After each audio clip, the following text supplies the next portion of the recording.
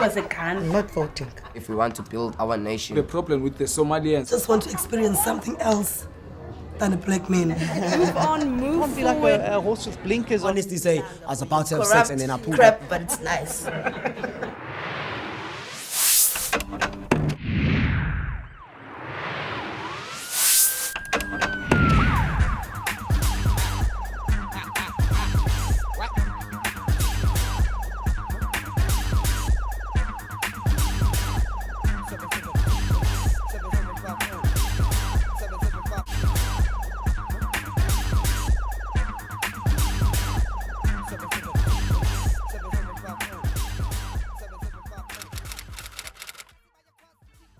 Plaza Bufazi Bay 2 is a project that's in the epicentrum of violence. We are situated in Lavender Hill and we work with women that are survivors of domestic and sexual violence. My husband used to meet me a lot, and since my mom died, our brothers and sisters went apart, and I was a black sheep in the family. I was raped when I was 18 years old, and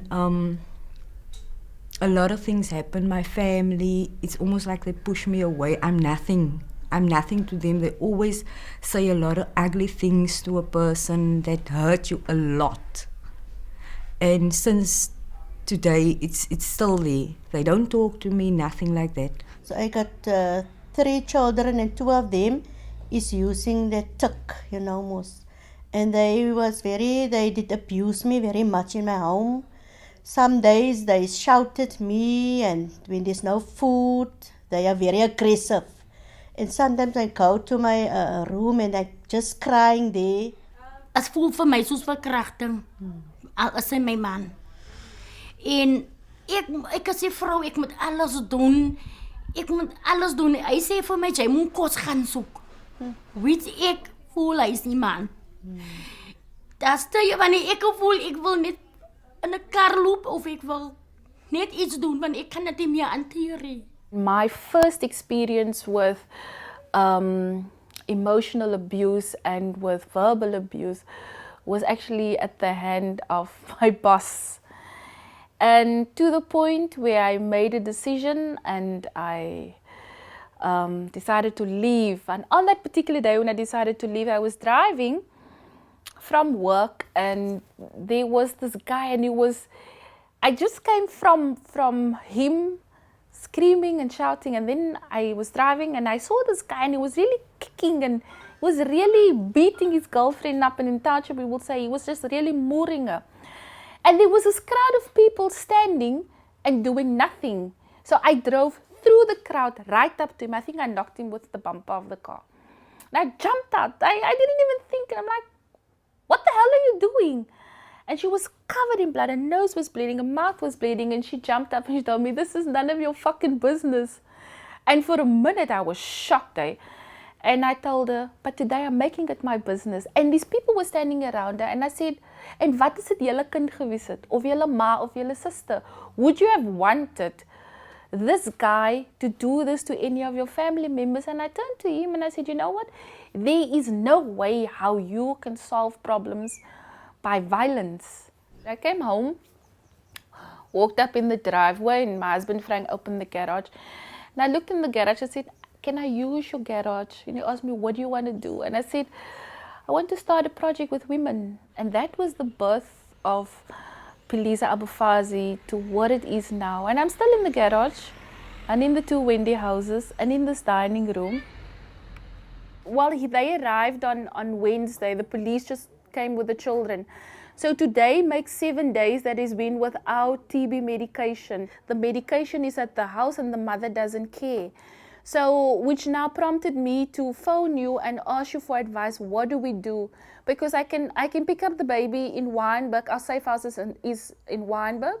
One of our children in the safe house has been with us for 7 days, and we only found out today that the baby, it's actually the baby, is on TB medication. Nobody told us this. The social worker hasn't, looked into the history of the children. And baby's been now 7 days without TB medication.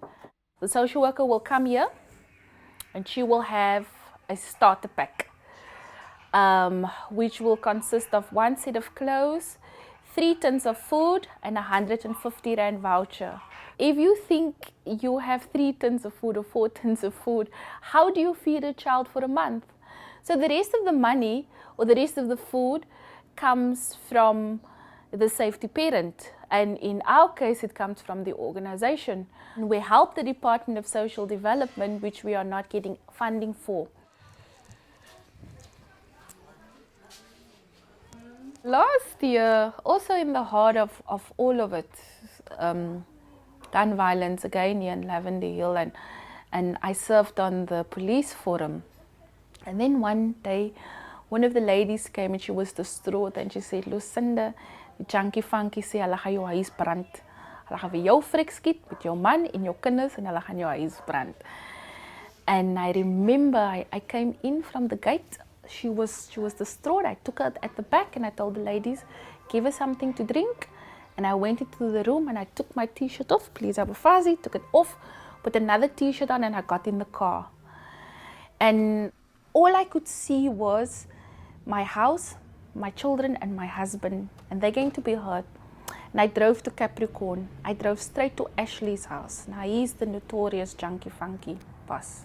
Drove to his house, knocked on his door. And his thugs was there, you know, and I said, no, I'm not related to you, so you leave me. Walked into his house. And I walked straight to him and I said, nou, wat het ek vir jou gemaak? Hoekom wil jy my huis brand? En hoekom wil jy my familie doodmaak? En as jy dit wil doen, doen dit nou. Ek is hier. En hy sê, nee, Auntie Lucinda. En hy sê, ek is nie met jou oom getrouwd hier. Doen dit. Sy het mos nog gesê, almal in die community weet jy wil my frik maak? So hy sê, nou, doen dit. And then he said, no, he didn't do it. And I told him, I said, jy weet, jy staan hier in jou kombuis met jou gun en jy maak 'n koppie koffie, né?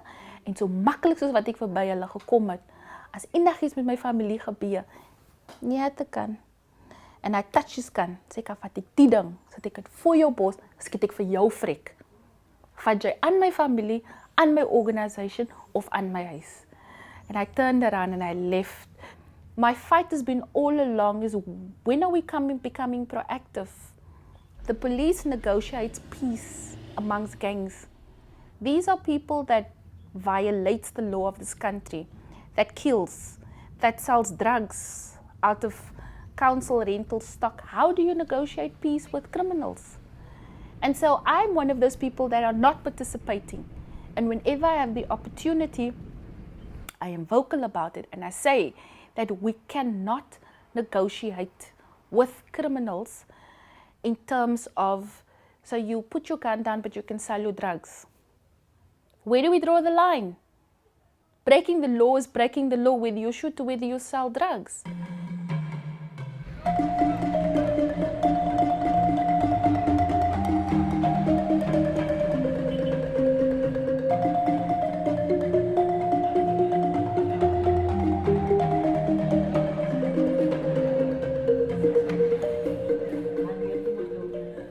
Maar weet jy wat, sometimes as jy nie ek genoot die abuse jou kinders ook vir jou.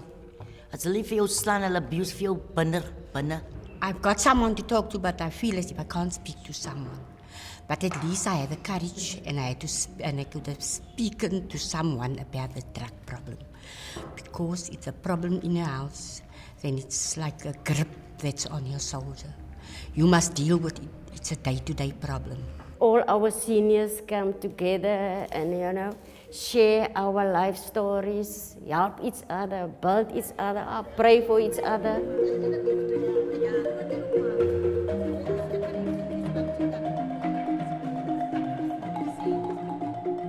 So, wie van julle bly almal op steeds?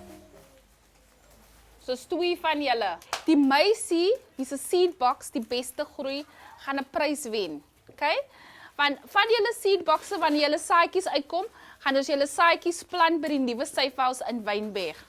Die een se saadjies wat die grootste, die langste, die beste is, gaan ons 'n prys voorgee. So dis ook die verkeerde een is in die huis, daar gaan dit toe wil hy nog, toe skiet hy die vrou wat dan in die huis en haar, so dan nog eens 'n kind, skiet hy vir haar deur die been, die by die buik. En dan nog een wat ook net sy bakkie weggeneem. En toe kom hy net oor die land, toe skiet er op hom video's uit. En die ander foreigners skrams by hulle arm. Die een is op sy arm. Almal is by hulle arms. Skrams. There was a shooting in one part of Lavender, and they shot this guy 21 times and killed him. And because we are trying to find out amongst our after-school program girls who saw the event. And one of our girls just got up and she could tell us the tale about, she was up from 9 in the evening until 2 in the morning. They actually gone and they looked at the body. She knows there's 21 holes. And it didn't faze her. She's 12 years old. Where are the parents when the children are witnessing these gruesome scenes? Where are the parents after 9 in the evening allowing a 12-year-old to be out there and watching what is happening? Government. Nena, yes, politicians making empty promises. The government. Kuni, the government.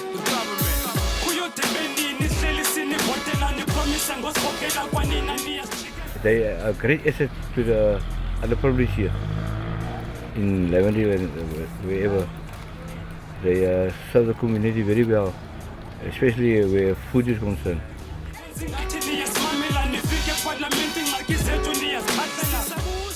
Wie is die persoon wat jou verkragt het? Hij schreef om kous. Is hy 'n gangster? Hij is een pinderig, een trompinderig, hij is 28 pinderig. Is hy 28? Okay, so dat jy getoets vir HIV, maar hy het hulle vir jou pille gegee, antibiotics. Hoeveel dae na die rape het jy dit gereport? Het was op woensdag, ik heb die vrijdag gereport bij de politie en bij de zondag was de kwaven, dokter toe. Okay. So it was 24 hours, 72 hours after. Sunday, ik heb 2 meisiekinders. As haar meisiekind dat op primary school is en my ander kleinkind dat ook op primary school is. Ek meen, het kan gebeur met hulle 2 ook, man. Definitief. Definitief. Hoe ver is ons in termen van jouw drugstory? Wil jij van die drugs af? Ik was een plan om te voorkomen voor te bagatelliseren, want bij wegens wat ook kijken was, wat ook kunnen maar ook voor u. Ik had niet om te praten met het zat en zo. Is jij zwanger? Hoe ver is jij zwanger? Is jij nog gaan boeken? Ja, dat is 4 maanden, maar dan ga ik nog, ik denk eerst 2,5 maanden. Jy weet al, dis meer as 2,5 maande. Ik heb met meer as my amper gegee.